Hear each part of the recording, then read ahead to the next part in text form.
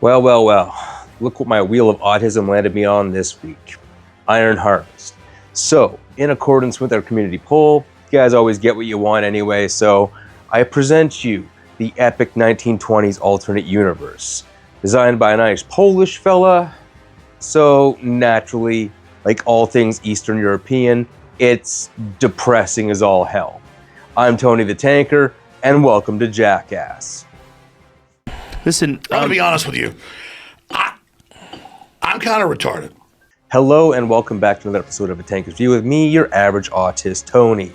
I'd like to personally welcome all of you back after a bit of an unexpected hiatus. I've been setting up things around the shop here, getting ready for the birth of my son in a couple of months.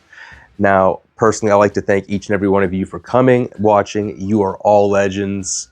With all that said, let's give the people what they came for. Iron Harvest is an alternate universe where during their Great War, armored vehicles, instead of evolving into tanks, they built armored walkers. Fantastic. That's an interesting change of events. Oddly enough, my own novel that I'm writing, An Alternate Timeline, happens to split in the Great War, something similar. But that's not what we're here for. Anyways, the history is kind of like our own, but, different. All the European powers are more or less there. They're named different, obviously, with modified borders. You know what? In fact, here's a map. All right. So let's look at this map.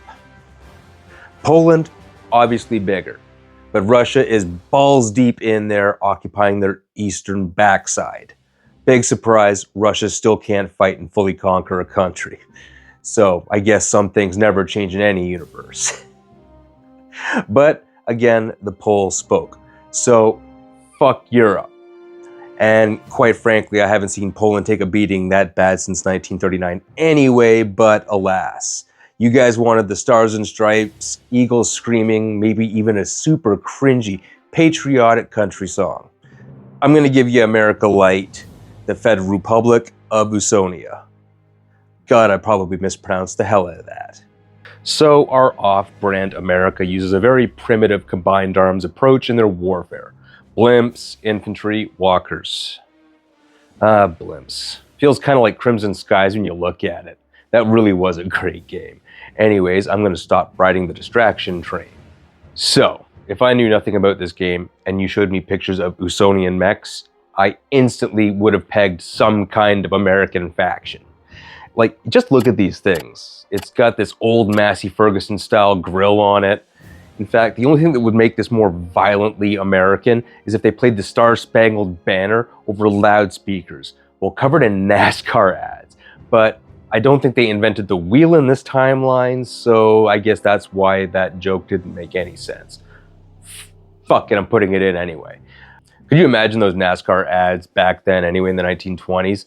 Hey, Sparky! This magazine of kraut-killing ammo is brought to you by Lucky Strike. 9 out of 10 doctors recommend Lucky Strike filterless for your health. Now back to your regularly scheduled war, brought to you by Charleston Chews.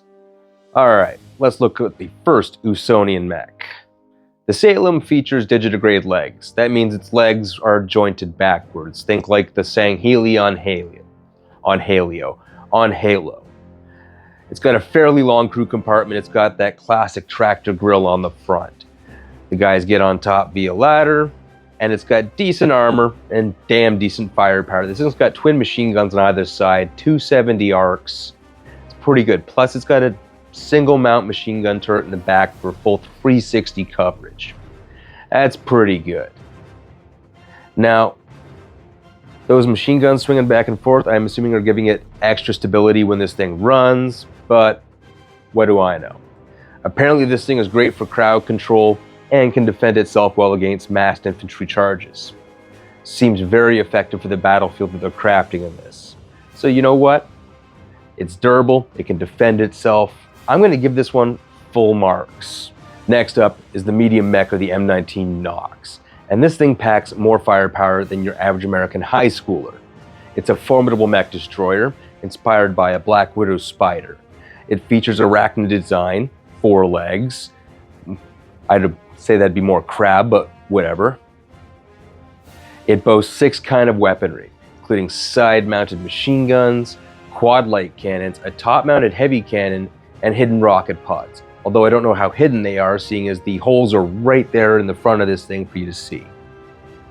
So it tends to fire everything in salvo mode, which is everything all at once simultaneously to deal all of its damage in one just big old fist to the face. I'm pretty sure something like that would vaporize most targets instantly, making it a one-shot glass cannon on the battlefield, depending on how fast this thing can reload. But you can't win all the time, right? If you can knock down one of theirs for the cost of one of yours, or punch through a bunch of targets at once, all the better, right? And because Wish.com doesn't do heavies or subtlety, here is the M22 medium Mechs Stark.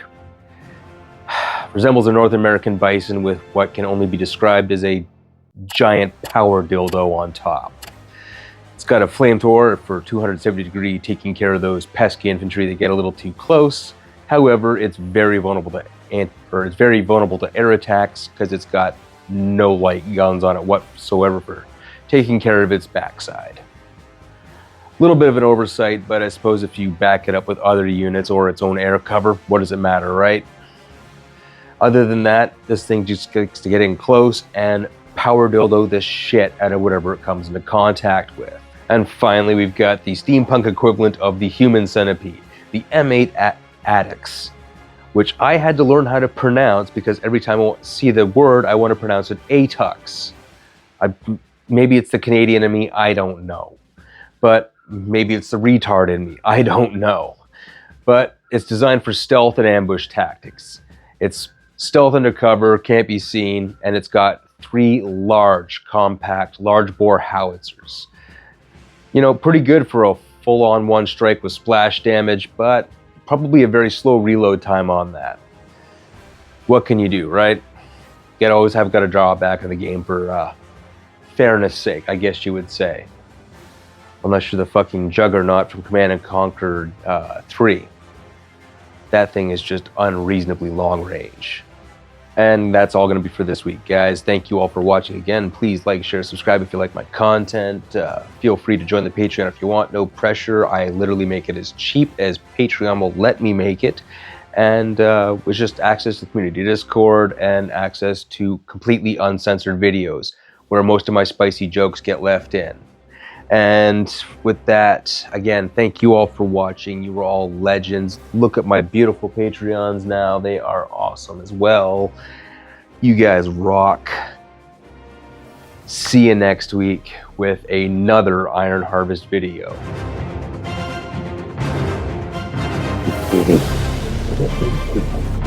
You're my chunky girl. Yes, you are. You're my chunky girl.